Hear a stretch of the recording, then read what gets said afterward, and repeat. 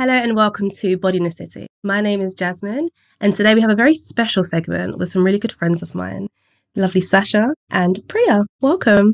Thank you. Good to be here. How are you both doing? Good. Excited. I'm excited too. This is a bit different from what I'm used to doing, but I thought it'd be really cool and important to have a conversation with my fellow mummies and have a little discussion about motherhood, our journey so far, what to expect, and all the good stuff that comes around being a mum. Yep. That's all I can say is it's a whole new ball game, to say the least. To say the least. I mean, yeah, maybe let's just give the audience a little bit of insight into you. So Sasha, tell me a little bit about yourself. Sure. So Sasha, I am a wife first and a mother after. I've got two girls, 2 and 4.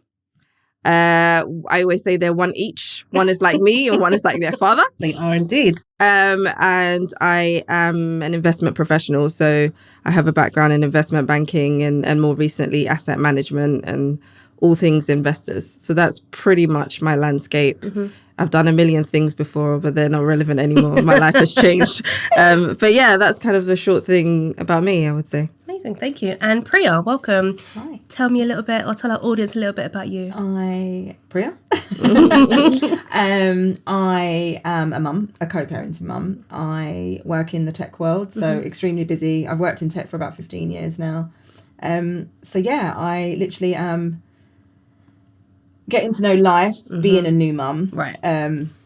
Which has been an adjustment, but loving that. And yeah, just it's a journey, but this is my journey. So amazing. and I think that for me, career, being a mama, and that's pretty much how I introduce myself of who I am, because things change so much when you're a mum. Oh, absolutely.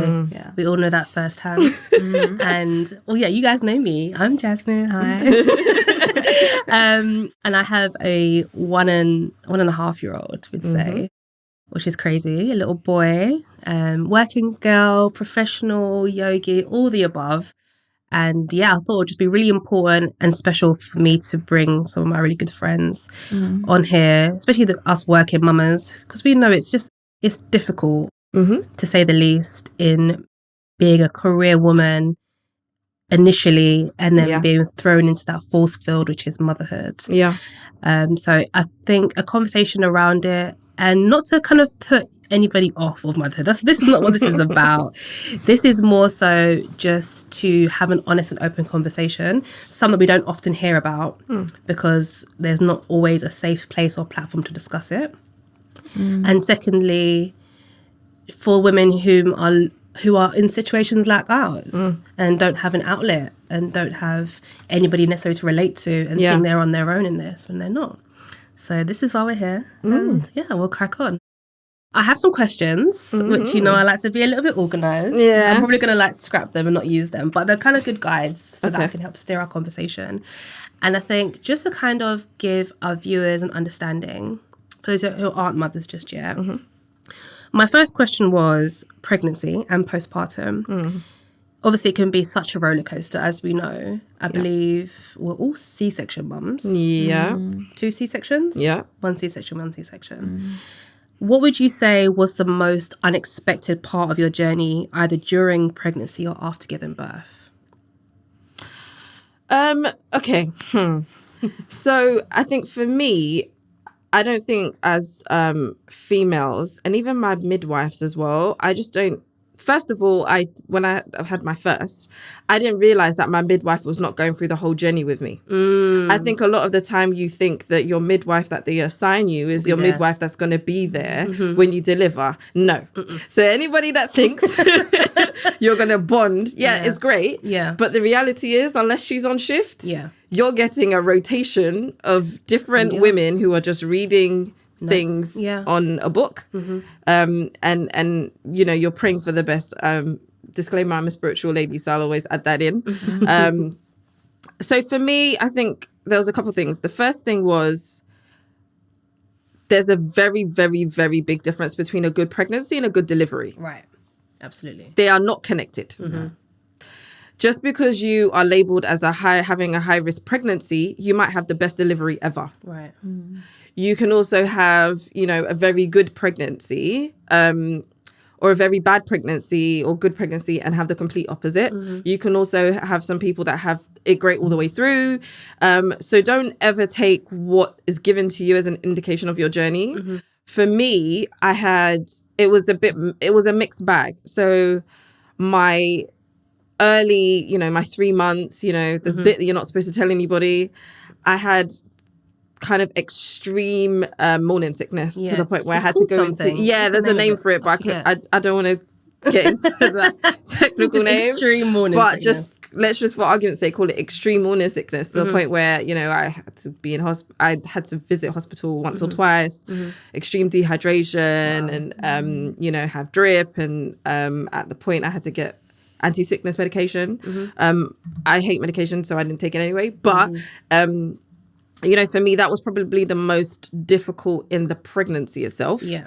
The funny thing is it's normal to some degree, right? Everyone expects morning sickness. Everyone's heard of it. So I didn't experience anything that was outside of what was part of kind of a typical pregnancy journey. Yeah. However, my delivery I was in labor for too long, basically. How long is too long? So basically, so early labor. Yeah. So early labor, they call, you know, when you start having your contractions, but your cervix hasn't opened up wide enough. So you have to reach about 4 or 5 centimeters before you're now in active labor. 1. So I was in stage 1 for about 4 days, 4 days. Yeah. Whereas I'm supposed to be in stage 1, maybe 24 hours, maybe just over 24 hours. And so I was kind of, with the first one, I was hanging in 4 centimeters and not progressing. Yeah. And, you know, the girl was just taking a nap while I was in labor. And one thing, and so that was primarily the reason why I ended up having a C-section. Yeah. They didn't want her to get distressed and all of that good stuff. But was she distressed? No. Okay. So that's another thing, right? Maybe we'll talk about that a bit later. But in hindsight, I've noticed that a lot of medical professionals try to rush you in something that's safe for them and not necessarily what you want or safe for you. Safe and convenient. Convenient is underlining. And I say that because having a first child, you don't know what to expect. Exactly. If you knew, you would just say, no, she's cool. I'm happy to wait. But you don't know what you're about to experience, right? So you're very kind of anxiety. Yes. So you trust the people in front of you. Yeah. So I would say surgeons are knife happy, right? They're very quick when things are not going so well to kind of give you so many different options. And sometimes, you know, God created your body like this for a reason. Women are naturally built to be able to do this. Right. And so, yeah, anyway, they made me have a C-section and all of that kind of good stuff. I wouldn't say the pain was as bad as I thought it was for my first one. This pre or post the C-section? This is like, well, pre-C-section. Yeah. So in labor, it wasn't as bad as my mind had told me it was going to be, but it was bad. Don't get me wrong, it was bad. But I just mentally prepared for it to be quite a little bit worse than what it was. Do you think that you were conditioned to believe that from media?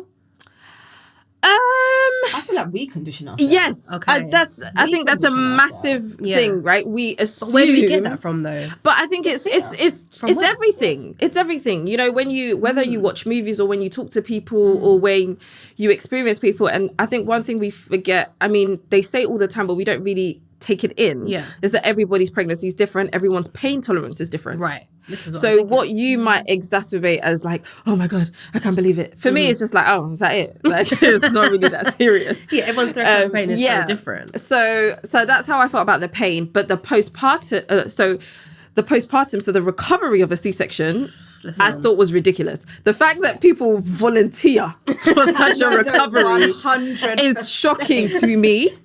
You pre-booked that? Honestly, like you actually signed and said on this date, I am ready. I know someone who's had four back to back. Yeah, and so again, some people are more scared of the vaginal delivery than something that's preset, you know, ordained. And I think sometimes you forget the level of complications that come with it.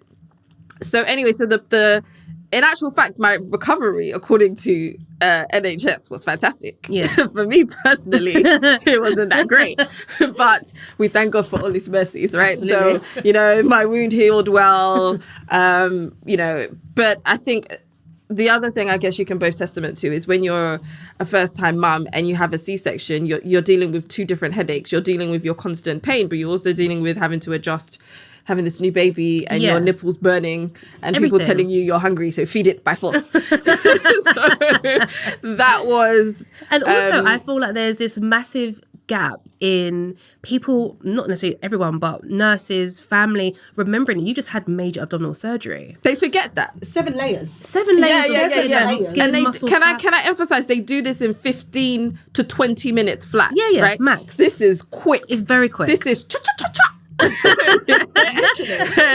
Whoop out and back in. But it's like if you take like an athlete or somebody who's had like ACL surgery, they're having rehab, they're having physio, Oxygen surgery. they're having all types of different, like All they're in the types of chambers, things. Yeah, they're having yeah. all types of recovery Yeah. methods.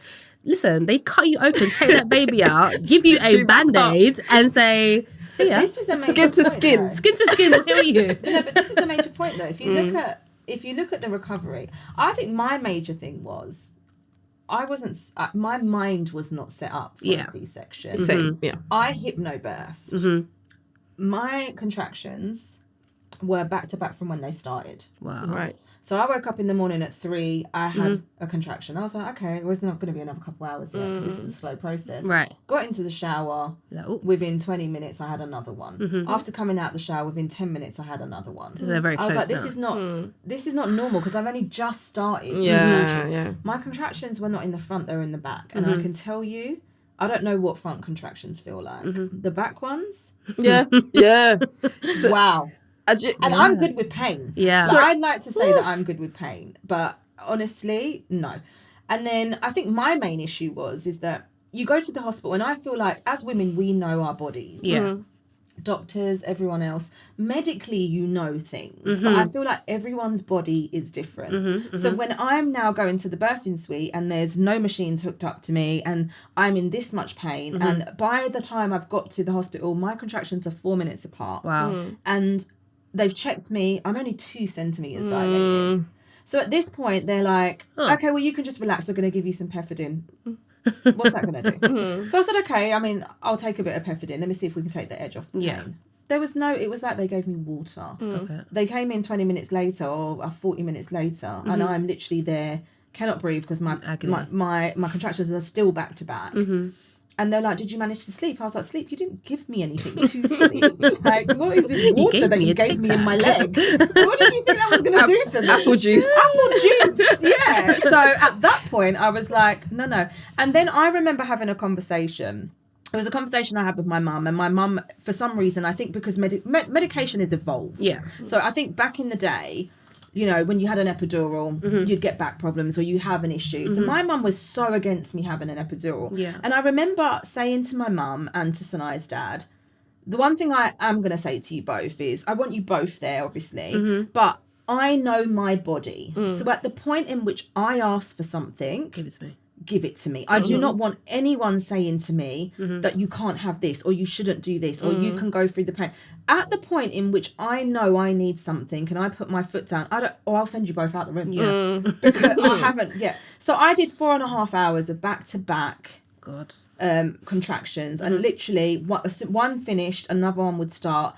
And it got to the point where, honestly, ladies, I couldn't breathe. And I was exhausted. And at that point I said, get me, am I allowed to swear?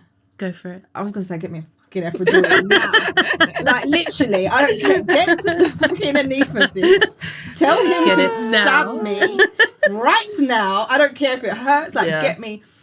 So that took some time. But at this point, they had to transfer me over.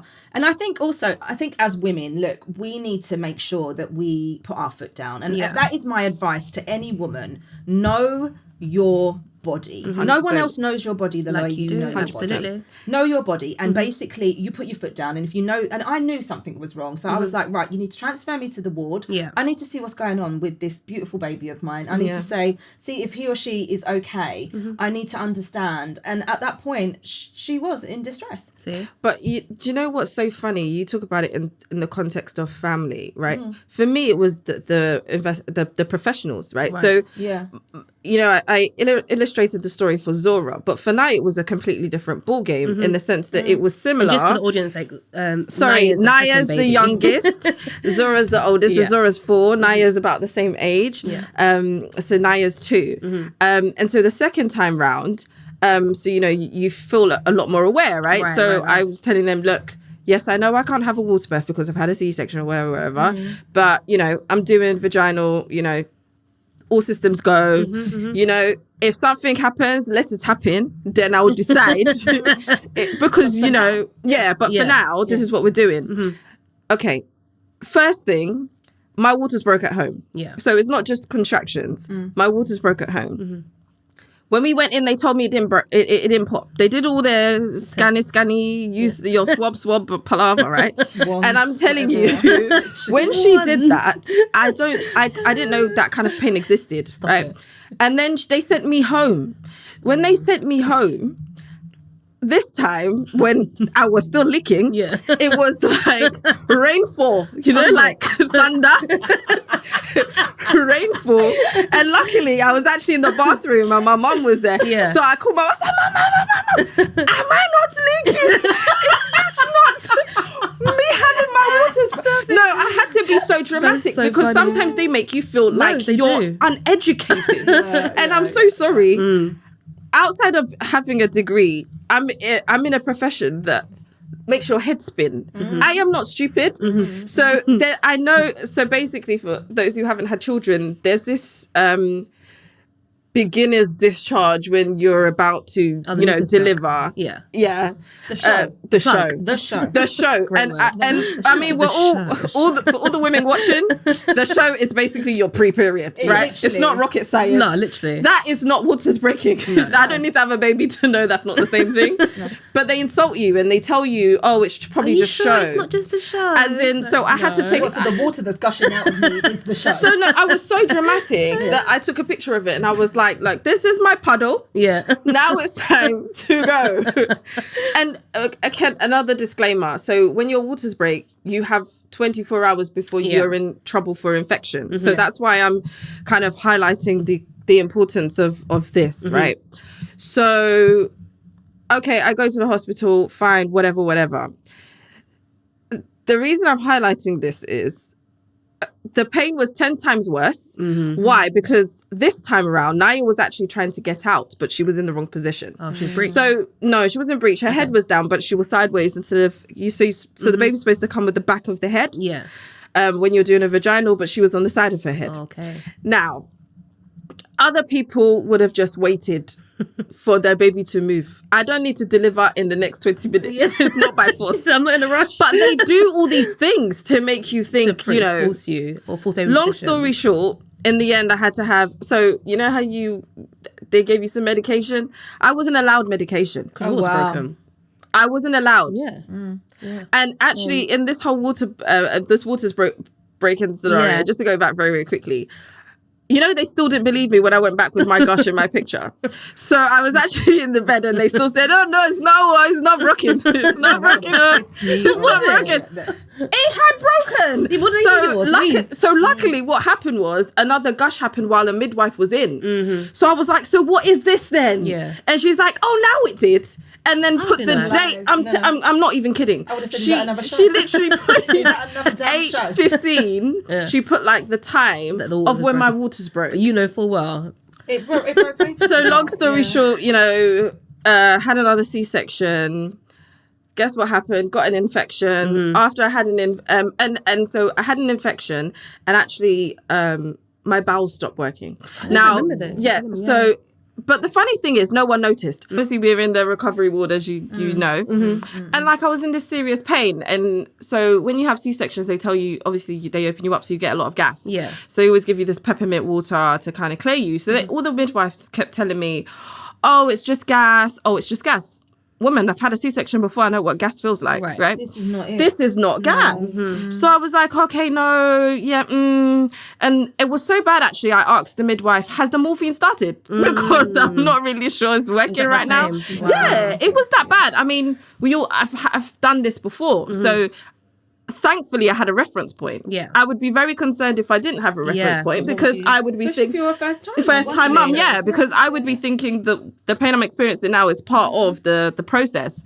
But no, so again, I would say hand off God. There was like a very senior midwife who swapped over and came in. I think she was about 60 plus. Yeah. And something just said to me, tell this woman again what's going on. So I said to her, like, my stomach is really hurting. And it was nowhere near the C-section incision. And my stomach, I kid you not, was like a waterbed. Wow. So it was just floating. So if I lie flat, all you see is just things moving about. So she touched my stomach. She said, oh, let me have a check. She touched in a bit. She's like, no, you need the doctor now. Stop it. Oh, wow. So it was because of her that the doctor came. And then because they realised that my bowels did all whatever they were doing, then they realised I had an infection. So if you I'm just telling you this story just to say exactly what you mentioned, that number one, you didn't believe me that my waters broke. And then number two, you didn't believe me that I was in some sort of pain. I don't know why they think I'm lying. And then number three, I ended up having, this whole bigger issue, and I had to be in hospital for 5 days after. Meanwhile, my pregnancy was totally fine. Yeah. Right. And I think this is what we need to stress. I mean, we're laughing about it because it is funny in hindsight when you go through these things. You're like, but you have to make a joke. But I think but when you really think about it, like how distressing it is, and not many people know how to advocate for themselves. That's what it boils down to. And that's actually the only reason why they let me go. Yeah. Because on day 5, I'd had enough. And I was like, look, all that you're giving me could give me at home. Like, I'm okay. Yeah, I'm okay to go. And the doctor actually told me the only reason she's letting me go is because I knew my body enough to call them. Right.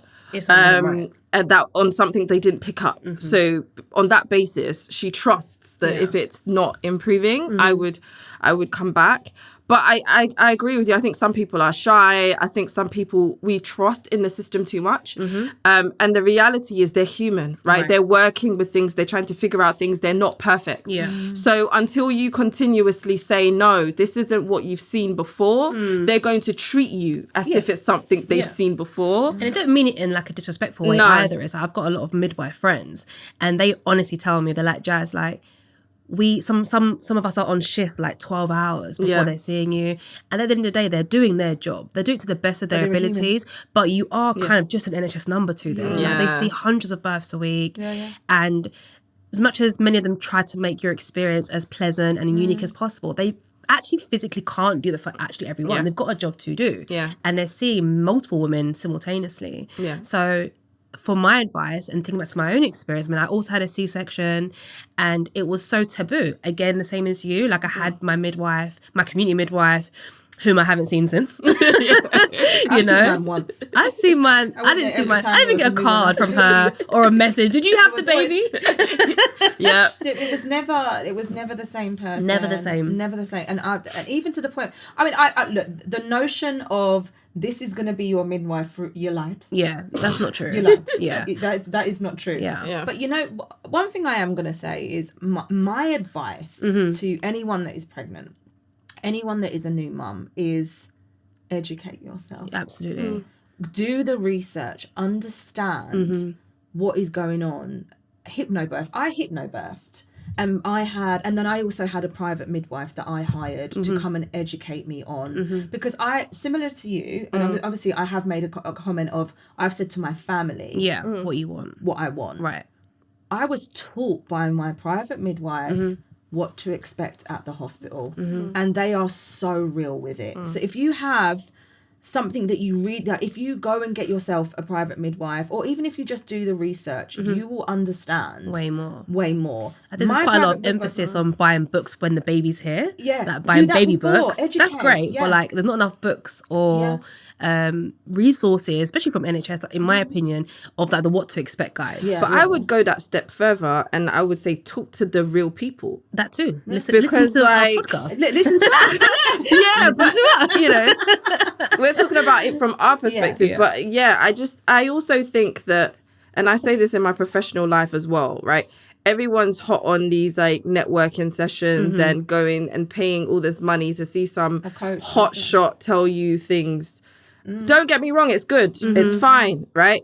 But that person is only talking from a certain perspective, right? So as varied or as expansive as you can be, it's the best way to do it. And you know how you said, you know, like this hypno aspect of things, right? Have an open mind. Yeah, no, absolutely. You know, you can read all these books and it can tell you all these things, and you can even talk to 100 different people, but there's not one person like you. Yeah. No, yeah. So you can have 1,000 examples, but your experience is out of that 1,000 examples that you've kind of got on paper. Yeah. So yeah, like just do that and embrace the journey. You know, we're talking about the kind of bad side about it, but can I just say, being pregnant, ain't nobody gonna pamper you as much as they will when you're pregnant. My back hurts. It's not even hurting, but My feet. And some people, it's the feeling. Let's talk about the feeling though, really quickly, because I know that you probably want to move on to some other bits. I've got loads to tell, but I can talk about this all day. But yeah, the let's talk about the feeling. And I think also because it sounds like we're being so negative, I think the main message we're trying to get to is understand your body, know what you want, educate yourselves. Right. Massively. Yeah. Know what it is that the doctors are going to push you to do, because they do push you. And also, I'm going to be hella real, they get paid for every C-section they push through. Yeah. There is a C-section every 8 minutes or 9 minutes. I don't know what the actual thing is, but there is some type of, there's a formula to it, and they get paid for it. Yeah. And it's an easy way of getting you in and out, like, because some labours take a very, very long time. So... And I would advise stay at home as long as possible. Stay at home, because you don't need to be like, if you're me. not in pain, or your body is not telling you that something is majorly wrong, do that. Because if you're not there, they can't push you. No, they can't. And however, it is a very beautiful thing being pregnant. It is. I enjoyed my pregnancy also immensely. And I think about this a lot because I think it segues into my next point. Yeah. And it's like the over medicalization of birth. Which it obviously became, so let's say for research purposes, around like the 1950s, 60s, 70s. So if we go back to when our NHS was founded, which is like around 1948, and it's like, okay, cool, there's this like free healthcare in the UK, and it kind of like pushed our nation into having more hospitalized births. Where there are benefits to it. There's benefits like anesthesia, there's benefits C-sections and medical professionals on hand. Yeah. But what that did is it slowly decreased those having home births, which was natural, which is what it began, which it was always before NHS kind of came about, and we westernized this experience. And when more male doctors came into the roles of what previously community midwives had done, and so to a degree, a lot of that home birthing experience was kind of lost in the hospitalization and the over medicalization of these births. And although that I'm not against like hospitals, my hospital was amazing. I had a C-section unexpectedly, similar to you. My waters had broken. I often do think about, at no point during my pregnancy, even my community midwife, no one suggested that even having a home birth was kind of an option, was okay. I think when I mentioned it, it was kind of like, you know, a little bit frowned upon, like almost like, oh, are you one of those? And I'm like, well, no, but I like the idea of being somewhere where it's comfortable, where it's clean. And of course, I appreciate in like more rural areas, having a hospital would have been the ideal. You know, it's going to be clean, you know, it's going to be all purpose. But I do think there is now a growing surge of women going back to this natural ways of giving birth. They're wanting to give birth at home. They're wanting a more or a less traumatic experience. And I'm kind of all for it. And I've said to my partner, I think the next birth that I plan on having, I'd like it to be at home, or like you said, at home as long as physically possible. As possible. Yeah, Yeah, no, a lot of people do birth at home for a very long time. For a Yeah, long- they and do. that's fine because you're in the They do. comfort of your own home, you're with your family, and technology has advanced so much. Midwives can come to you. You know, we have doulas now, way more doulas in this country than we Yeah. had Doulas before. are amazing. Doulas are there's a lot of fantastic. them. Really amazing. You know, Yeah. so I think that's just where my point was, and that's kind of what it was leading to. I'm talking about like hospitals and advocating for yourself, but also if in your heart and your soul you want to have a home birth, or you don't want to go through the stresses of going to the hospital, you don't want to have to be in that environment where it's super sterile, you're That's not how it quite started, sure. though, back in the day, there was You none of know? this No, nonsense. and that's the thing, right? Yeah. And it kind of goes back to my point about you. Remember first that this journey is a natural journey. Right. It's not It's- a journey and it's that so somebody sacred. has imposed It's so on beautiful you as well. right? It's people have been given birth for Forever. God knows how long, right? Let's be real, All of majority that of the time those existed. babies were born at home. Yeah, In the bed. and they're fine. Like, You know, yeah. we talk about all these. We like to refer to history all the time, and it's like, well, all of these options weren't available then. yeah. No. And also even, you know, there's always remember again, sorry, spiritual side, but always remember that you defied those odds. Right. You know, they said to me when I was about to have the second child, oh, you've had a C-section, so you're increased risk of your wound splitting. Yeah. I said to the guy, but who told you? Yeah, like, who told? Like, Yeah. do you, like, why not do you one think? case. Legally, Yeah, they just tell you this shit. yeah, just so, like, just why in do case you something think you can happens. predetermine my Yeah. end? And I think sometimes it's that programming. Like, okay, I always say in everything, use wisdom. Yeah. Okay, Yeah. he's given you the information so you can make an informed decision. Now it's up to you to make that informed decision. It's not Yeah. up to them to tell you what decision to make. Yeah. And so, having said that, right, if you choose to do that and your C-section, your wound splitting probability is 5%, be prepared to take the headache that comes with it. Yeah. Okay. Of course. So if you want to take that risk, just know that when it splits, chaos happens, happen. and you can just know that you can handle whatever comes with it. Don't just Yeah. think one-sided and be like, oh, I want to do what I want to do. You know, I don't care what happens after. No, because Yeah. there's always consequences. But if you feel like you've assessed things well, Yeah. and you've used, you know, all knowledge and all wisdom available to you to make your choices, then go ahead and do it. But people were doing all this kind of stuff. Sorry, Grey's Anatomy, you know, they did a C-section. A woman did a C-section on the table. And I'm sure this has happened before Yeah. with no medication at all. Kitchen knife, sterilized with hand sanitizer. Sorry, a bit graphic here. But no, I find that really powerful because Painful but powerful. Literally. It's given House of the Dragon. but it wasn't. It tells you but it tells you how much pain is mental, Right. Yeah. and how much the more that you allow yourself to engage in that pain, and I don't just mean physical, right? This is relationship pain, and Of course. not relationship as in couples, but just generally anything that requires any level of emotion. It's all in your head, Of course. and the minute that you engage in it, it exacerbates the situation. how you feel about it, and then you make decisions on emotions and not fact. Right. 100. Damn. It's a lot to digest. It's a lot to take away. Yeah. I hope you haven't scared you. All of No, them that's like, great. I had two, so okay. yeah, no. And the thing is, we talk about this not to kind of put the fear of God into you, but more just to educate you and to give you our But just our it is beautiful, experience. y'all. It is. It's stunning. I mean, you have this tiny little human afterwards, and they're yours, and you think yourself, and everything that they went through, you just forget. And they give you Yeah. sense, You and know, they remind and you of it's all you. beautiful. And it's like looking in the mirror. It's all, Honestly. all the love Pregnant, stuff people- is love real. stuff. Give you everything you want. So then let's then discuss postpartum a little bit.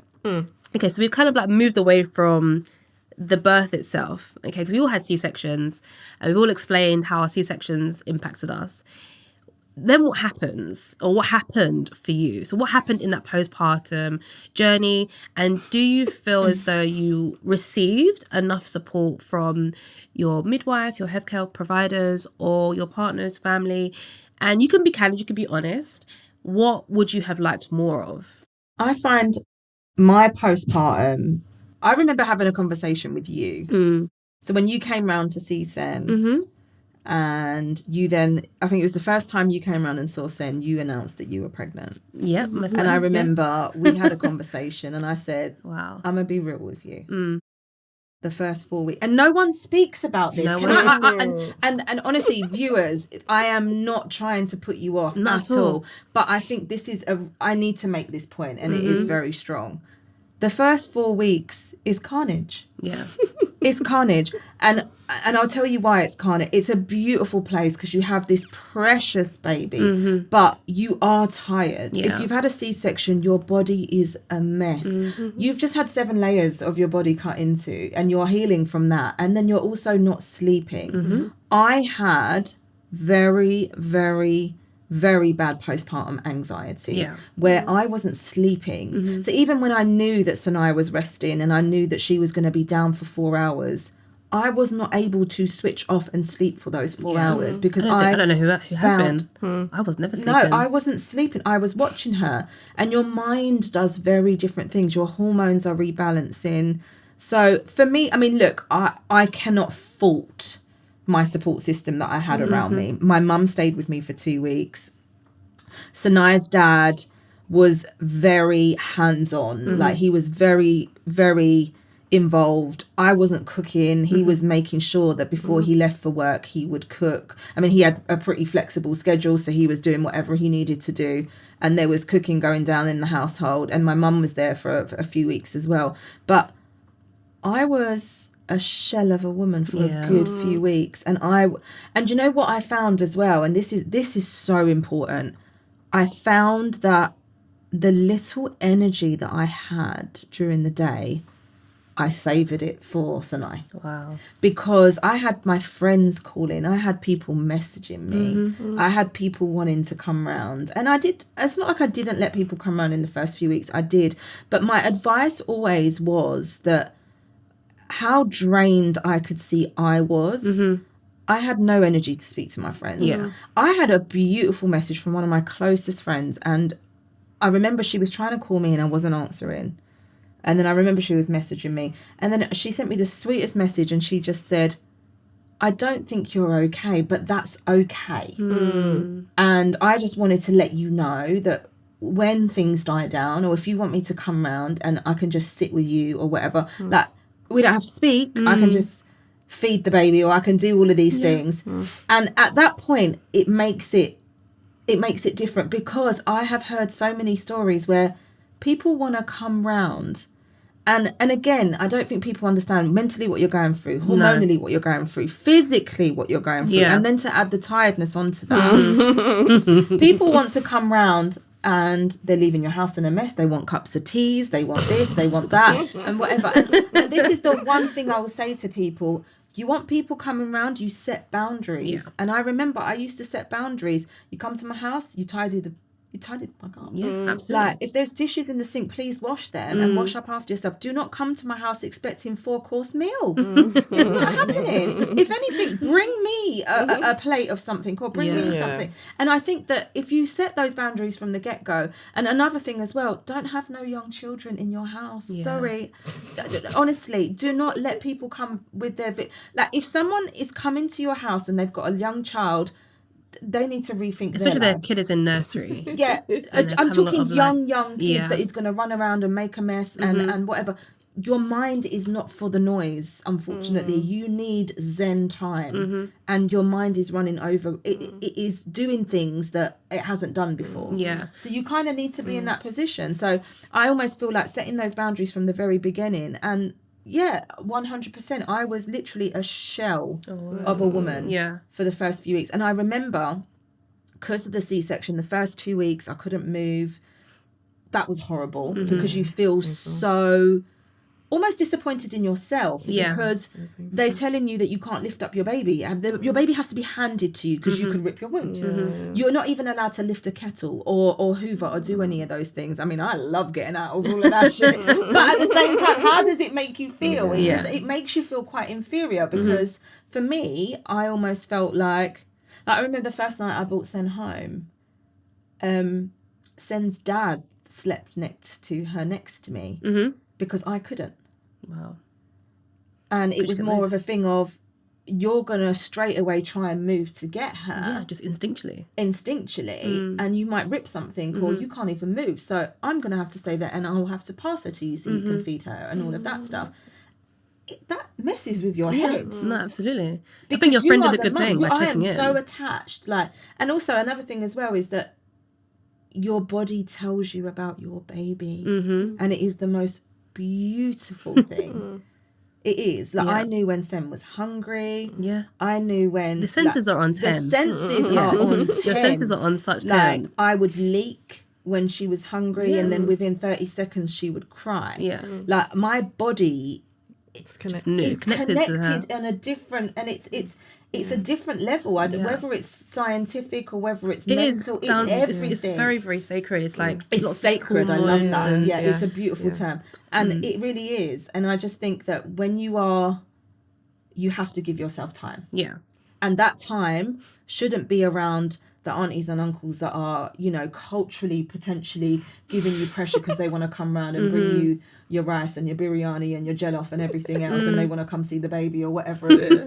But at the same time, I feel like we must put ourselves in a position. It's about how comfortable you are, and it is about us. It is. It's about us, about our family. I think as well. I mean, my baby was premature. So we spent the first week in the hospital with him, which in itself is traumatic because obviously I've just had this massive surgery. You were in for a whole week. Yeah, I was in for a week with him. He was in a week, and he wasn't in there because he was necessarily something was wrong, but he was small, so they wanted to keep an eye on him, make sure he was feeding before he went home. So if you add on that layer of anxiety or fear, where my baby's here, but I can't take him home yet. Yeah. And he sleeps in the NICU, you sleep next door, like in the mother's ward. You haven't had that closeness enough. Yeah, so I spent my whole day with him, my whole night, and the nurse would be like, you can go and sleep, and I'm like, I just don't want to leave him. No. He's been inside me all this time. That's nice though, because she was some nurses amazing. Wouldn't do that. Some nurses wouldn't she'd take come them so in, you she's can like, close your can I walk you back? I can come back anytime. But they were very good, they were very gracious. And I think like no one really speaks about the woman's perspective from having this C-section and then having to nurture this very, very small being while still in herself, like you said, being a shell of a woman. And I think for me particularly, it was double hard because like I said, I had a premature baby. I wasn't at home. There was like a day or 2 day period where I went home without him and had to go back. And only my partner knows how much that shattered me. Yeah. Like not carrying this child inside of you for 9 months and then going home without them is the most devastating feeling that I think any woman can experience. But then saying that, back to having this support system, I can't fault my support system. My partner was amazing. He was there every step of the way. He was really nested in that experience with me. And we were both in that experience for the first time together. So we didn't know what to expect. But it's almost like he stood in front of me and took the brunt of all the things that were going to be hard for me. And I'll never really forget that. And I really do appreciate that to this day.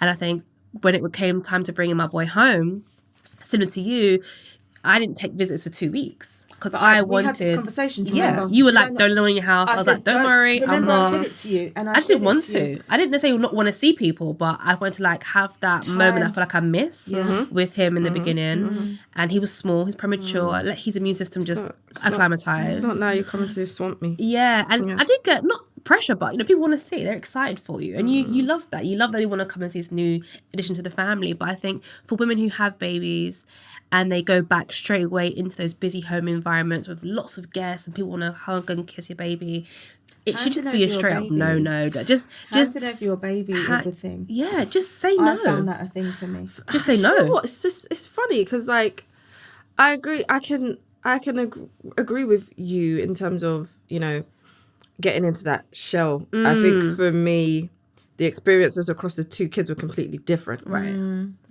I think with the first, I remember the first night saying, "Is this my life every single day?"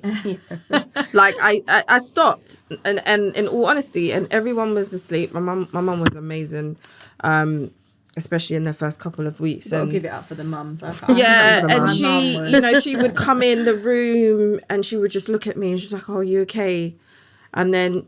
So a lot of people that don't know me, I am not an emotional person, Jasmine. Like you will not see, unless I just want to tell you off. That's when you see my emotion. But outside of that, if I'm struggling with something, a lot of my friends can't see it. A lot. a lot of people don't see it. Internalised. Yes, Yeah, she does. Okay. big time. I just keep it moving. You know, I feel like things need to be done. And so I actually blame myself a lot. Similar. Yeah, I feel like I blame myself actually for people not being able to help me. And I say that in all humility because I think, especially with the second, now moving to the second, it's been the realization of the constant juggle. Yeah.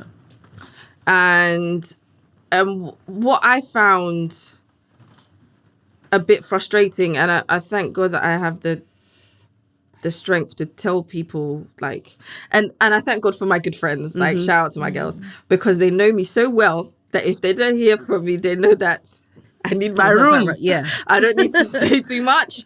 But they'll still, like you said with your friend, like they'll still send me messages. They send me things in the post. Like I have a friend and she always the Receive postman's things. always there. And I'm like, who sent this? And, you know, she always sends stuff.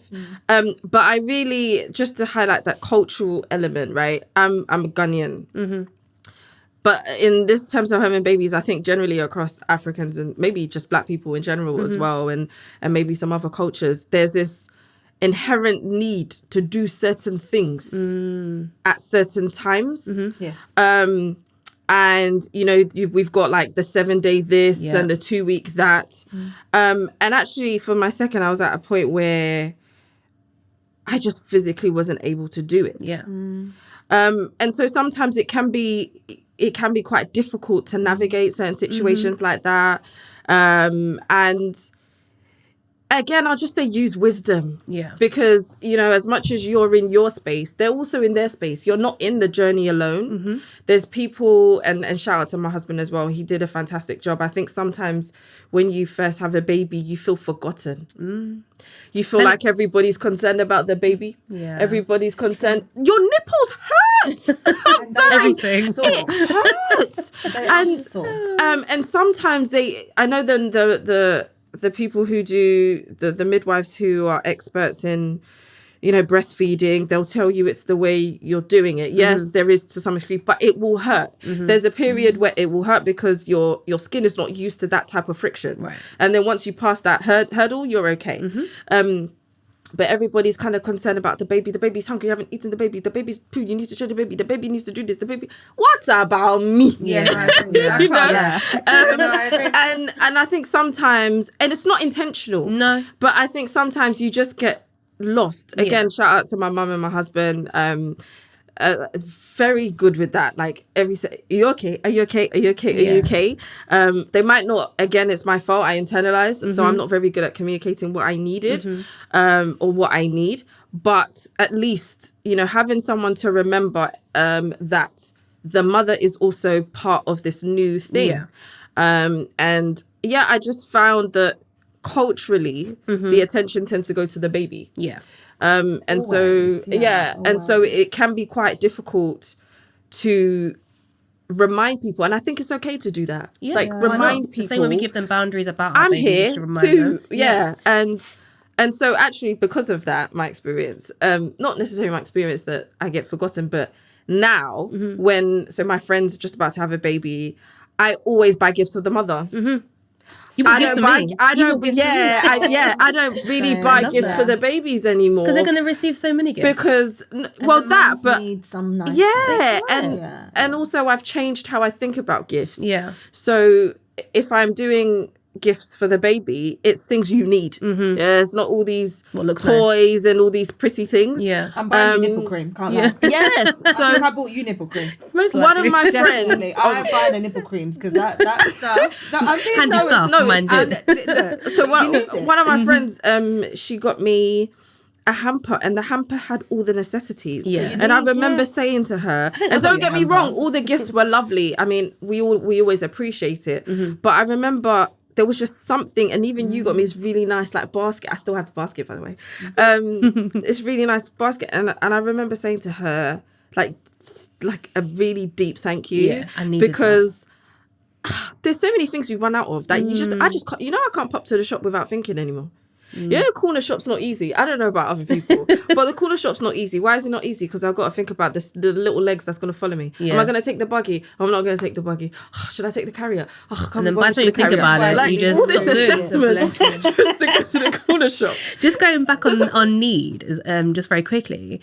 I know you're not always great and you haven't been great in expressing your needs and stuff. Yeah. But I think for partners, mothers, family members who are supporting a mother who's just given birth, my advice, and having been in that situation, it's fantastic. It's lovely when you say, do you know, what do you need? What can I get you? What do you need? Are you okay? Are you okay?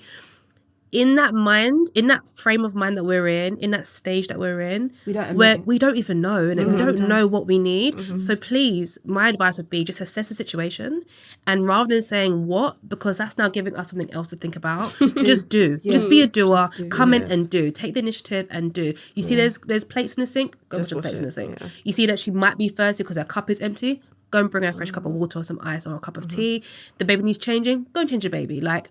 If she's falling asleep, go and say to her, go take a nap, I'll hold your baby for a little while. Sometimes us mothers, especially new mums, especially just mums who are used to doing things on their own and being independent, we don't like to ask for help. Okay, it's as simple as that. We don't necessarily, it's not ingrained in us to be like, help us.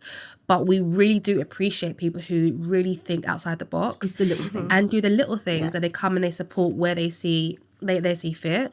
I mean, I had a lot of friends that went to come and visit, and I had one friend, and she messaged me and she said said to me, like, what times is baby sleeping and not sleeping? And luckily my son was a really good sleeper from the jump, and it's about 5 months in. And I said to him, oh, you know, my son sleeps, you know, around here, and he wakes up around here. And she's like, cool, I'm going to come over today at 11 p.m. I'm going to come over at 11 because I finished work at 6. I'm going to come over at 11. I'm just going to stay until that time and be like the night help you need. So I'm not there for vibes, but she came at 11. She came at 11 o'clock, and she even come for me. She even hardly see me, but I got to like have a rest, have my little nap between baby. But in that time she came, she washed up. She just like tidied the living room, got everything nice. And then baby woke up at 12. She was up. She helped me like clean the bottles. And she was that person, alongside my partner, mind you, but she was there. And it was like, that's forward thinking. You know, that's like being assertive. That's taking the initiative. And it's doing little things. Not saying your friends almost go now and knock at your door at 11 o'clock. But it's just having... and make yourself not just going there to hold baby. Like, I had very well-meaning friends who want to come over and family who want to just see the baby and stuff, but there wasn't enough thought behind why they wanted to see. They wanted to see it for their own gratification.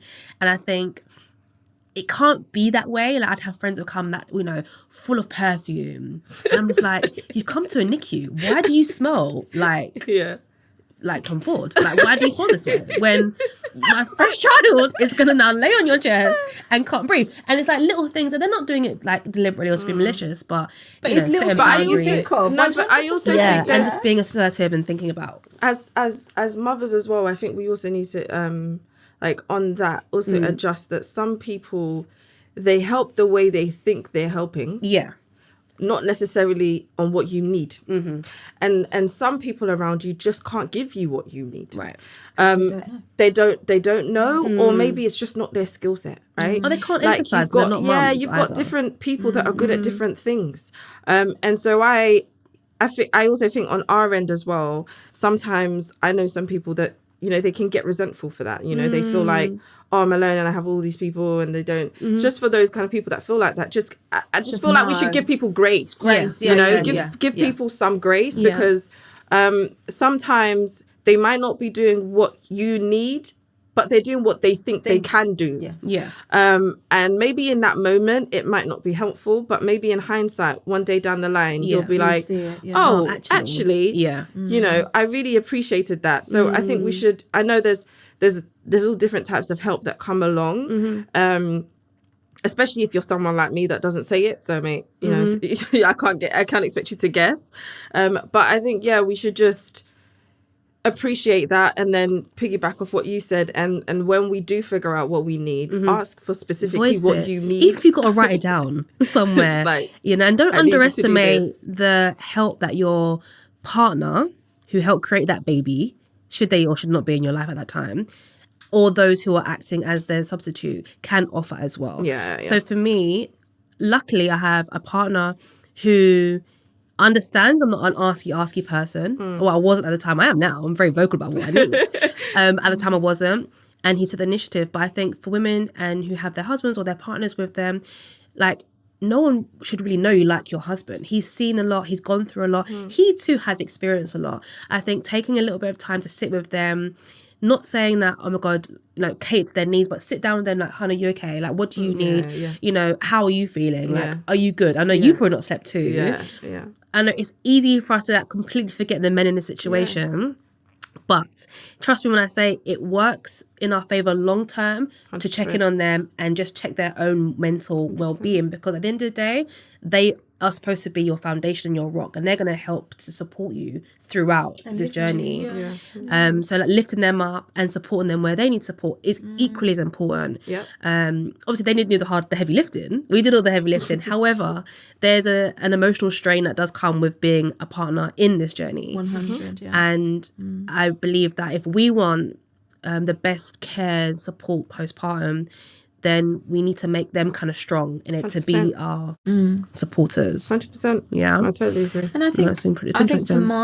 For my situation, you know, I think partners also do need to, one, be vocal about how they're feeling. It doesn't always mean it's going to be an argument or anything like that. Right. I think in that situation you both need to be. But I also do believe that, and this is something I lacked, is that as much as Sen's dad was extremely amazing with getting up and doing stuff in the house and cooking and stuff like that, he completely struggled to be able to support me emotionally. And I'm not a very emotional person. So I think it's understanding that sometimes your partner has been through all of these things and there is such a toll that it takes on the body. And sometimes she just needs a hug. Oh, say it again. Sometimes she just needs a hug. And a hug goes a long way. Yeah. And darling, are you okay? Like, come here, let me just hold you. Yeah, that's it. That can be enough in itself. Can be so enough in itself. Yeah. And it is so, so, so important. Absolutely. So I just feel like understanding your woman, understanding that your woman has gone through something emotional, understanding that she, you know, your family could be coming around. She may not want to hand that baby over. This is it. And I always say, isn't it's it? the protection. Yeah. I always say, and I as a mum now, I don't do it. I'll never ask for the baby. I'll wait until someone says, offers. do you want to feed him? Yeah. Do you want to hold her? Yeah. I will never ask because I know what it felt like in my first week when people were, when I did have people, because I did have some visitors come over. And I think that's the reason why I said to you, Jazz, give it 2 weeks, because I was like, whoa. You was like, just like, but I think in my first, like, or the second week that I actually did have visitors, there was so much a part of me where I get it. People just wanted to see Sen and they just wanted to hold her and cuddle her. But there was just a part of me. Just not quite there yet. I wasn't quite there yet. Yeah, she was so attached to me. Yeah. And I wasn't quite there yet. And I feel like, and don't get me wrong, there were times when I was like, nah. No, she's you know good. me already. She's sleeping. No, she's leave sleeping. her alone. Don't touch her. Or I was very much like, no, I'm good with her here. Like, and I'll do it in a polite way. But I remember there was a few people from my side that came over, and I just did not let them hold her. Yeah, and so I was funny, like, I was the complete opposite. Yeah. Were you? Yeah. I was no, but you took a long time to let people come to your house to visit. Because I don't like people in my house in general. But this is what I'm saying. I think it wasn't so much it wasn't so much the baby aspect of it. I just didn't want people in the house. Not in a rude way, but I, even now I'm just very I'm very particular. My house is my sanctuary, and I have to protect the sanctuary that I raise my family in, and I hold my family. So I am very particular with the timings of how I do certain things in my home, and my husband has exactly the same thing as well. Energy as well, isn't it? It's energy, but it's also I always say, we always have a thing in this house where when someone else is upset, we always say you're bringing the energy of the house down. Shake it off. So in our house, like, even if there's something going on, it don't last longer than an hour max. Right? Because you know that energy because you're is gonna affecting be in the house. everybody else in the home. So at that time, I just wasn't ready to talk a lot. Like when people come, you have to talk a lot. How are you? How's the baby? Is she eating? She's not eating. Have you washed this? Do you need? The talking is too much. My head is hot. Again, that's the energy. Your energy's drained, right? Yeah. No, So I if I invite hear you, Yeah. then it means I have to entertain it. And I just wasn't ready to. And thankfully, people around me, They knew. They understood. Yeah, and the people that came didn't require me to talk. So obviously my mum, my brother, my sister, I don't need to talk in their presence. I can just sit there. Yeah. You know what I mean? Whereas there's other friends or there's other people you care about, but it requires engagement. And I wasn't ready for the engagement. So you just said no. However, with the whole baby situation, mate, I've been doing this a lot. Here you go. Oh, like, yeah, I'm don't worry, I eventually got there. I was like, It's your it's turn like now. week 1, day 2, like I was fine. Yeah. I think I'm generally that type of person anyway. So if you're coming to help me, I'll distribute the help very easily. There's work to do. Everybody take one piece of that. Like I was a bit different, and I noticed a lot of mums are like, just like you said, you know, they're very kind of attached. I really wasn't that way. If I wanted to keep her, it was for a reason. Yeah. When I say reason, just like something very specific, or maybe she's sick or she's not feeling too good or something like that. But no, if you walk in the house and you've washed your hands and you haven't carry no illness from the past 3 days, I'm like, oh, do you want to carry her? Because that's what you came here for. Mine then I'll go and nap. 2 weeks to do that. Mine was the first Same. couple. I think in the first couple of weeks, and I remember I said to you, I think I had a few visitors in the first week, not straight away, but I did have a few visitors. Small. And then the second week I had more visitors, and that's why I said if I did it again, I'd have a 2 week grace period where I would only have my close family, i.e. my mum, my dad, partner's mum, dad, you know, maybe even sisters, brothers, but other people like your cousins and your second cousins and their dog and everyone else that wants to come round and be around you. Look, those are the times when I'm like the third cousin and everyone, listen, please. So, and I think for me, just because of where I was mentally, like my mental stability because of the lack of sleep and all of that stuff, that I literally there were times when I had people in my house and I just wasn't quite ready to socialise. You don't want to to socialise, but also to hand over your baby. My baby. Your baby. baby. And I was literally, and to the point where I remember actually I had one situation and my mum could see how uncomfortable I was and she went and she got sent and she came and gave her back to me because she could see it on my face. Yeah, like you're just and the anxiety, just like rocking. And the anxiety. And the thing is, Jazz, we all know that I'm a very straightforward talking person. But like I said, I was a shell of a woman in those first couple of weeks. I didn't have it in me to even be like to debate it, just you know, like give me baby back. I didn't have it, and my mum, she picked it up straight away, and she was like, there you go. She came in and she gave her back to me, and my whole face just relaxed. Ah, now you can relax. And I was like, okay, I'm just better with her, and she's in my lap, and I'm better with her here. But these are the hormones. Like we've got 3 very different women in the room. And these are the hormones. These are the things that you go through. This is how you feel. Like so. Gave the baby, ran upstairs. I had a nap. That was it. Yeah. Oh, don't get me wrong, babe. I was only after like, week actually 2. Take her, please. Let me sit down. No, but I was actually like that when we went out. Okay. So when we went out, I kept her in my carrier. I didn't take her out of that. Yeah. Sling all the time. Especially if it were under 6 months. I was a sling mum. Yeah, that baby lived in me. Yeah. Okay. You want to see the baby?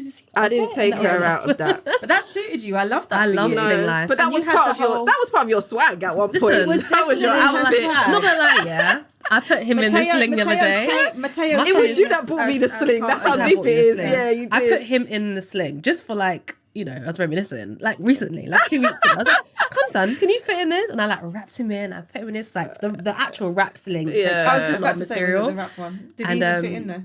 How long did it last? He kind of like wriggled out and he was like really frustrated and he kind of like liked it. And I was just like, oh, reminiscing on the good times when he was small. But I really do appreciate that closeness with baby, like going out, having baby in the sling and stuff. And I just think don't let anyone take that experience, not necessarily away from you because they come from a good place, but having the courage to be like, you know what, I'm not quite ready to hand them over just yet. yet, or you know what, I don't want any guests today. I was very vocal.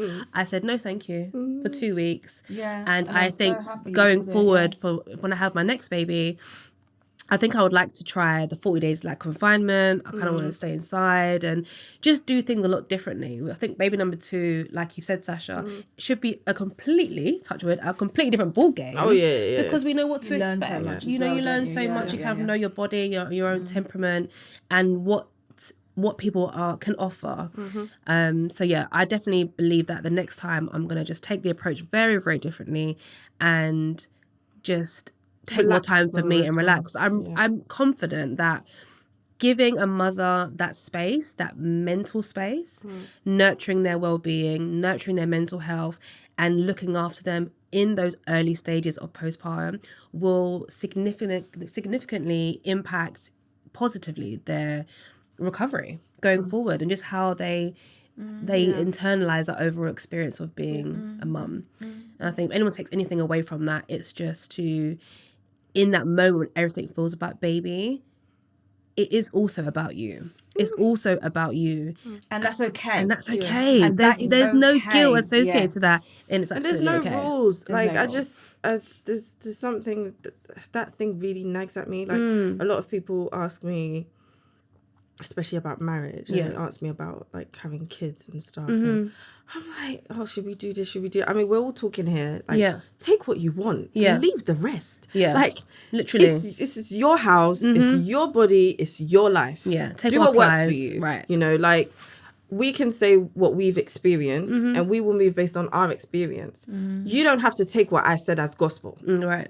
But that can be completely different for your situation, right? And I think sometimes, you know, as much as we all try to help, some people take it like it's the Bible. Yeah. Like it's not the Bible. Yeah. So you know, life is about, for me anyway, it's about accumulating knowledge and applying it as wisdom and moving accordingly.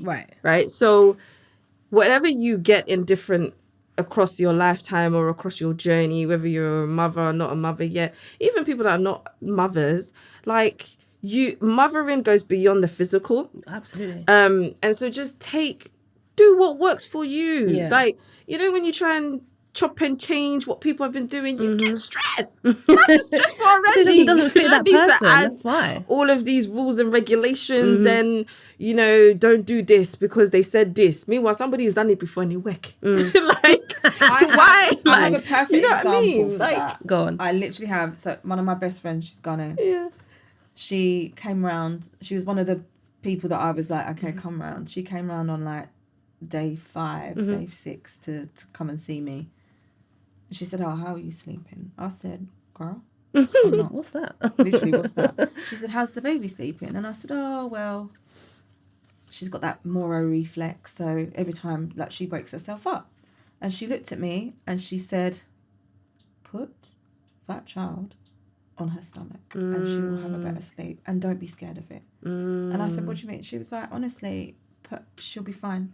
Don't listen. Like, she was like, Priya, how did you sleep when you was a baby? So I said, Mum, how did I sleep? She said, darling, I put you on your stomach and you were such a great sleeper. That very night, no word of a lie, that very night, Yeah, I put because they Sen on tell her you stomach. about And that it took me stuff. days. Don't get me wrong.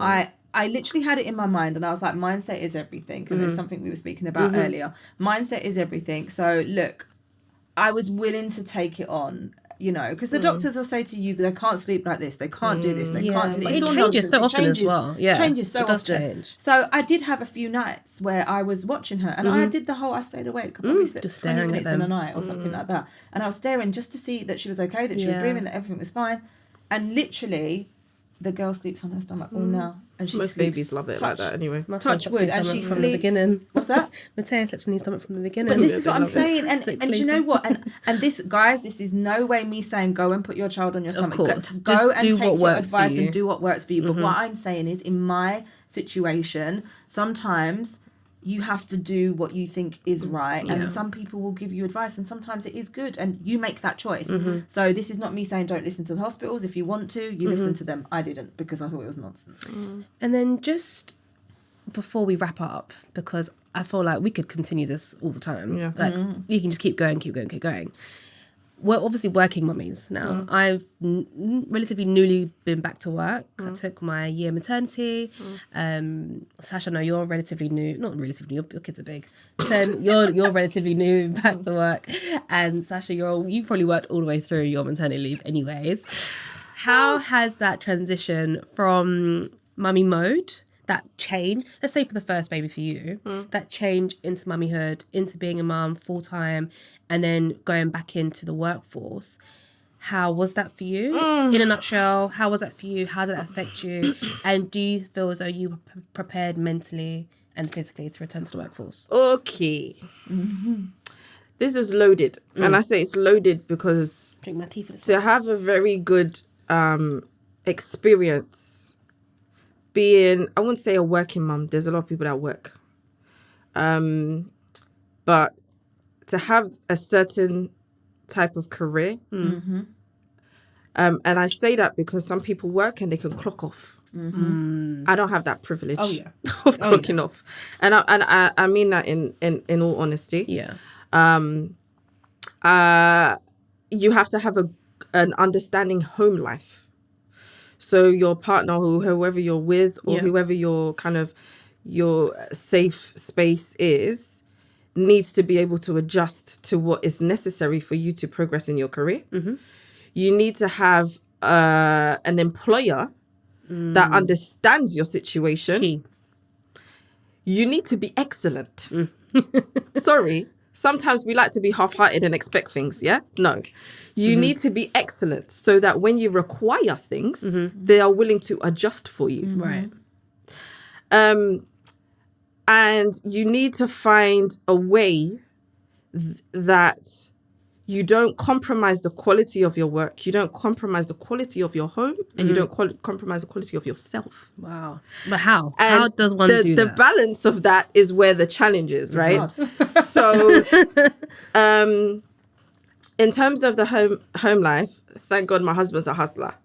We all looking for money. So if somebody's working, nobody's going to prevent the other person from bringing cash in. Absolutely. So we're always together. We're always on the same mindset every week. You know, I travel a lot for work, literally all over the globe. So we're very much like, okay, this week I need to do this. So what are we going to do? You know, it's a team thing, right? Okay, I can't do this because of that. So we don't fight when our schedules clash. We find a solution. Of course. So a lot of the time, I know that people like would fight and be like, oh, but if I need to go to work, what are you going to do? Well, you need to go to work. No one's work is more important than the other person's work, right? Regardless of how much money you bring in, that's what the person wants to pursue. So you need to be behind it. So we find alternatives, whether that be having someone that you can trust to take over, whether that be finding money to put them into whatever after school club, breakfast club, whatever it is you need to do, you figure that out. So that's the kind of like the partner element of it. When you think about your role, I think a lot of the time when you work for a corporation, you forget that they have to be excellent for you. We tend to try and overcompensate for a lot of the places that we work at. But you also need to, and I think, again, it takes some level of experience in working that you start to realize that actually, mate, like, it's not by force I have to take this job. It's not by force I have to work for this company. And I'm thankful that I got to a place where I was actually pregnant with my second when I got an offer to move to the role I'm in now. And by God's grace, I was actually pregnant. They didn't know. I didn't realize I was going through a little funny stage. And then when they offered me the job, that confirmed I was pregnant. And by God's grace, not only did they keep me in and keep the role for me, I wasn't entitled to maternity leave. They gave me maternity leave. Yeah, that's amazing. So they really valued it. They knew. But they didn't have a clue whether I was good or I wasn't. Right? But it was because of, you know, and people don't, it's your past. And people don't know that what you do in the past affects how people see you in the future. And they will ask around, like, the industry is very small. I don't care what industry you're in, it's small. Right? People will talk. And so they gave me maternity leave. Not only did they give maternity leave, when it ended, so they gave me, not only when it ended, and I was like, oh, I have to come back now. They said, oh, nah, why are you coming back? I said, well, it's up, isn't it? They said, oh, no, we'll just put you back on payroll. Go again. Wow. Come back when you're ready. Love. and I work in like investment banking, right? Asset management. That don't happen. I was I just don't about to think say, you you understand. what you work in. That does Girl, not stay there. happen. Yeah, stay there. So, you and then outside of it, they're very conscious of people's work-life balance. Yeah. And now I'm able to work from home. COVID helped as well with this, but you know, I'm able to work from home. I'm able to do certain things, but finding an employer that's willing to be accommodative to your situation is massive. And then making sure, this is the excellence part, that you don't take that for granted, right? If you want to be the best of what you want to be in, then you need to be able to sacrifice. Yeah. And a lot of people are not willing to sacrifice. I hear a lot of people telling me, oh, you work too hard and blah, blah, blah. Okay, but you stop. You are there where you are. I don't want to be where you are. So that's why I move a certain way. I recently realized that I don't know many people, and I count on one hand, and I'm not exaggerating, that work full time, do home full time, do husband full time, do church full time. Wow. They don't find people like me. Yeah. There's not many. So I can't relate. Let me just be honest. Yeah. There's a lot of people I can't relate to at all. But you're managing things on a different level, 100%. Yeah. Yeah, Because but you're you know, operating at a so very there's- different. Yeah. There's certain frequency. there's certain advice that you just don't take. Yeah. I'm just being honest. There's some advice I just don't take. Yeah, no. There's some see. things you're not credible in that space. But I feel like no one can give you. No one can tell you anything. No one can tell you nothing, No, Sash. she No, can't. no, but people can. No, There's but people nothing. can. Optimus Prime. No, Cheers. no, people can. No, people can. No, in all humility. In all humility, anyone that can teach me how to juggle better, I'm here for it. People can tell me how to allocate time better. I'm here for it, right? And also, let's not get it wrong. Doing all those things isn't necessarily a good thing either. Yeah. Yeah? This is true. Yeah. How is that? People might How's it say it's taking- great, but Is it taking a toll on you though? Like, just strip away every other aspect that you're working on, mentally, physically. Your well-being and self-care, is that optimal right now? I think Yes or no? I Just think, yes or no? No. Yes, but I'm only saying that because you know how I said just before we started, if I'm able to still smile, having lack of sleep, then something else is compensating Fine. for the sleep. Yeah. Okay. So, like I always say, in my house, we have a thing like we're always happy. There's always energy in the house. So there's time, and my husband, oh, thank God for him, but there's times where it's midnight and I'm going, but he's sitting next to me watching silly videos and we're just chatting. Okay. He goes back to back as well. So he goes just as hard as I do. But you know when people try to do couples night and they have to do schedule? We don't do any of that, bro. They ain't got no time. Come and sit next to me, let's chat.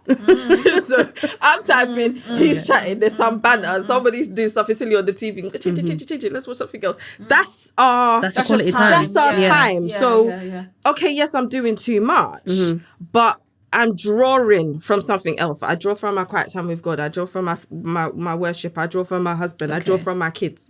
So That is your self-care. that's my self-care. fair. For somebody else, don't get me wrong, I still need my sleep. But for somebody else, they'll just need to kind of run away and do whatever. But for me, I just know right now, the space that I'm in a transitioning period. I feel like 30s are your transitioning period. If you're going to go get it now. Yeah. This is the time to do it. So it's not really my time for sleep. My time for sleep is when I've passed this phase. So I don't see it as I'm always going to be doing this. I'm just embracing the journey for now. And then I'm praying that the seeds I'm sowing today, that's going to reap me in my 40s where I can actually cross my leg and not look at my time and say, I need to feed my kids. So I need to hurry up. Fair. That's where I'm Understood. trying to get Where you're to. at. Yeah. Okay, and Priya, where would you say, where are you with this? Wow. Okay. So one point I am going to make, and I don't mean this to offend. So no one take it offensively. No one come for No one Priya. out there take it offensively. There is a big difference between a career woman and a working mum. Yeah. So a career mum and a working mum. I class myself as a career mum. I have been in my industry for 15 years. I sit as a VP at a communications tech company. I travel, very same as you. I don't travel as much at the moment because Sen is young, but there has been recent travel that has come up which I can't avoid, which means that I have a support system around me which helps me with that. I have slowly started to realise that mum guilt is not a thing. I'm a co-parent. My relationship didn't work.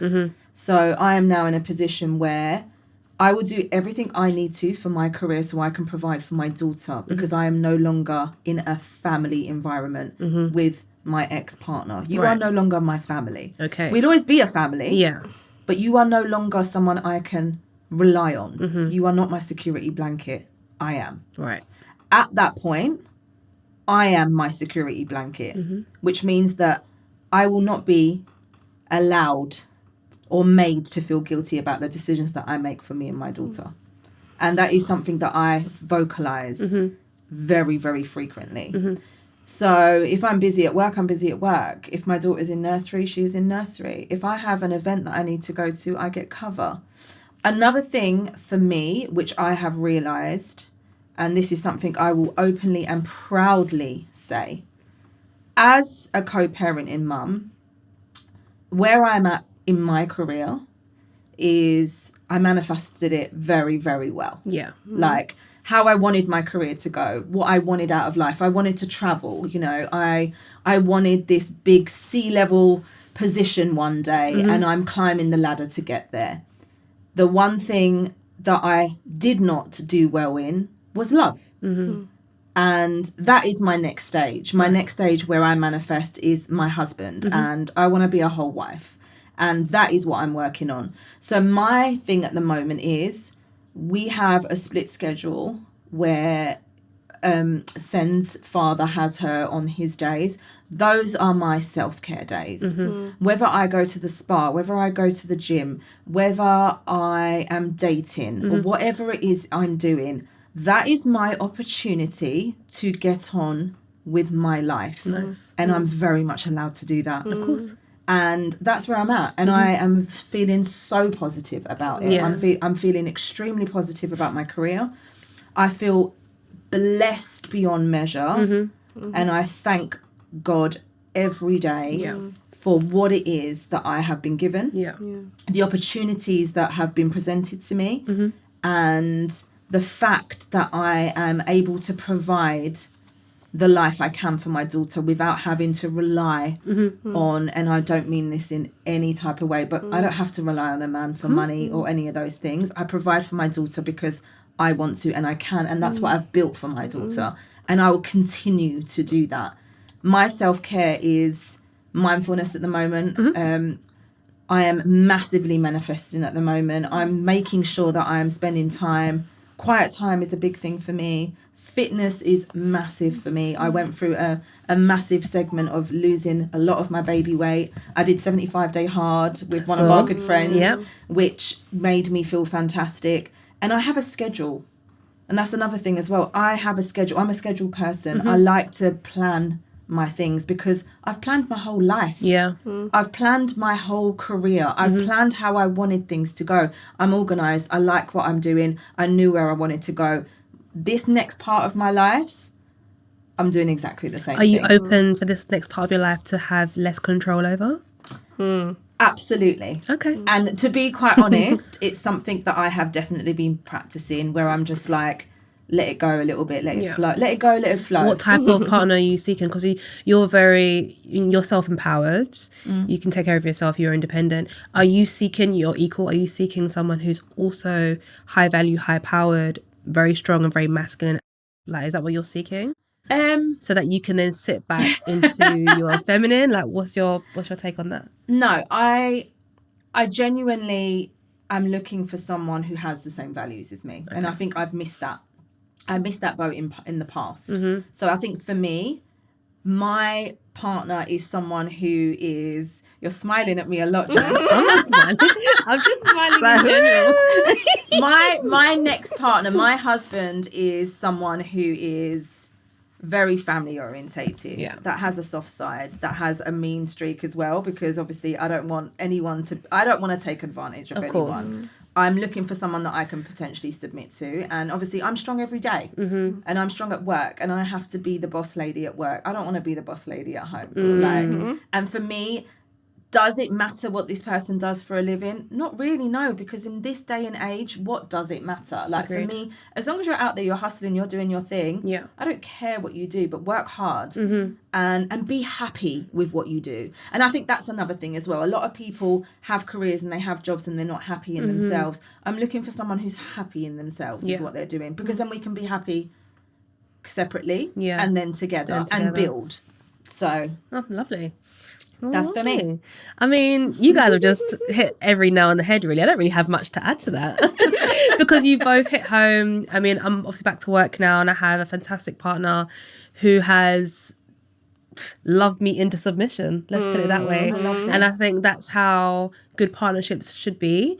And it's when you want to submit to your partner You will. and go into that feminine energy, that Absolutely. is really beautiful. That's something I've always struggled with. Yeah. So and it's for finding me, someone that you can that can love if you can get my into feminine submission. energy out, then you're doing the right you're thing. on the right path. He's definitely, he's come up against a few battles, but he's dragged it out of me. I ain't even gonna mention Mr. Man. It goes without Sasha saying. knows, and Sasha knows. Kick that one But out. yeah, like I just agree with you so much. Like being, and the term working mum as well is controversial because I feel like just mum is work. So mum is already a job. It's already working. It's a lot. So yeah, career women whom are also mothers. It's a juggle and it is difficult because society doesn't make it easy for us, let's be honest. But if you have the right mindset, you have the right vision for yourself, you trust in God, you have a relationship worth investing in and someone that's committed to being beside you, it does work a lot easier. It can be fluid. I think, again, being in an industry and in a space like what you've said, that values you. Because at the end of the day, if your company doesn't value you, You don't have the flex. you just don't have the flex, you don't have the flexibility, you don't, why we're investing our best years into you. You've got to at least value me back for what I'm giving. So that has a huge part to play as well. And yeah, I mean, just this very podcast, it's like my passion project and it's something that's really close to my heart because it allows me to have this creative outlet and to speak to amazing women such as yourselves, to give back to our viewers and our audience and to be, the voice of reason, the honest voices as well. And yeah, I just hope that we can continue to have conversation like this. Yes, There's many more. Thanks for because having me. Thank you for I having really us. appreciate you guys coming. There was so much more to say. There's always so much to add. Yeah. This is not even an episode. This is a season in itself. Yes. So I love that. I definitely hope to see you again on Bodiness City podcast because there's lots more to share. Just going in true Bodiness City fashion, I have some cards with some questions on them. I don't know what's on them. I wrote them a very long time ago. And just to help to wrap up our conversation today, I'm going to ask you, I'm going to take one as well. And we're just going to answer it for our audience, a little takeaway. Okay. So you can go ahead and pick one. Go on, you grab me one And as then, well, so we haven't got it. Grab one for Priya. And then if you would like to read out your cards to our viewers and then answer it, that would be amazing. I love my question, Okay. by the way. I'm going to keep it short and sweet. Go for it. How do you practice self-compassion? For me, it's quiet time. It doesn't matter what time of the night it is. If I finish work at 1 a.m., I'm still taking 45 minutes for myself. Even if it's just, la, la, la. That's how I do it. Perfect. And Priya, what's your question and answer? This is a crazy question for me. How do you cultivate a positive mindset? I'm an extremely positive person and I genuinely believe that we are never given anything that we can't handle. And I manifest the out of everything. So I always find a positive. I don't always look at the negative. I always look at the positive first. I look at how I can grow from it. Yeah. I look at how it can be turned, if it's a negative, how can it be turned into a positive? And I think having that mindset is the reason why I am where I am today. Amazing. And my question was, what is a personal mantra or affirmation that I live by? The affirmation that I live by is that God hasn't let me down yet. Yeah. Why? I love that. That's it. Amen. Always has been. Amen. In any situation, I just think back, has he let you down yet? No. So keep on going. That's And it. that's it. So thank you Love so it. much. Thank you, Thank ladies. you. I love this Thank one so you. much. It was a special episode. And yeah, so thank you so much for joining us on Bodiness City podcast. As usual, have a very blessed day and we'll see you soon on the next one. Take care. you.